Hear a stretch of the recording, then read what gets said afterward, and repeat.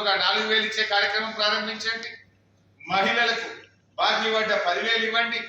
నెల నెల 2,500 రూపాయలు ఇవ్వండి. ఎస్, నేను తప్పకుండా రాజీనామా చేస్తాను. నేను రెడీ. నేను మాట మీద నిలబడేటువంటి తత్వం మాకున్నది. నేను రాష్ట్ర మంత్రి పదవికి రాజీనామా చేసిన, తెలంగాణ కోసం కేసీఆర్ నాయకత్వంలో 2 సార్లు ఎమ్మెల్యేకి రాజీనామా చేసిన. మాకు త్యాగాలు కొత్తగా. తెలంగాణ ప్రజలకు మేలైతే అంతకంటే సంతోషం మాకు ఇంకోటి లేదు.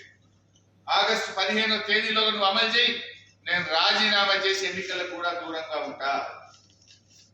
సోనియా గాంధీ స్వయంగా ప్రజలకు లేఖ రాసింది కదా, ఒక తల్లిగా నేను మాటిస్తున్నాను, 100 రోజుల్లో 6 గ్యారెంటీలు అమలు చేస్తామని చెప్పి.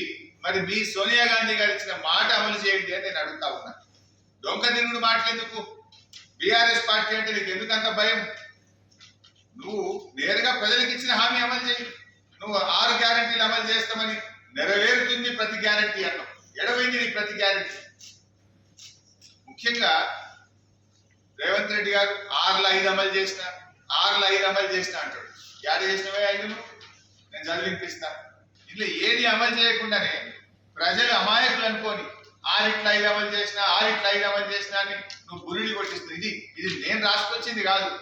ఎలక్షన్ల ముందు నువ్వు పంచరంగుల ప్రచారం టీవీలో, పత్రికల్లో ఫుల్ పేజ్ యాడ్లు వేసుకుంటూ ప్రజలను నమ్మించింది. మీరు బాండ్ పేపర్ల మీద రాసి నమ్మించారు.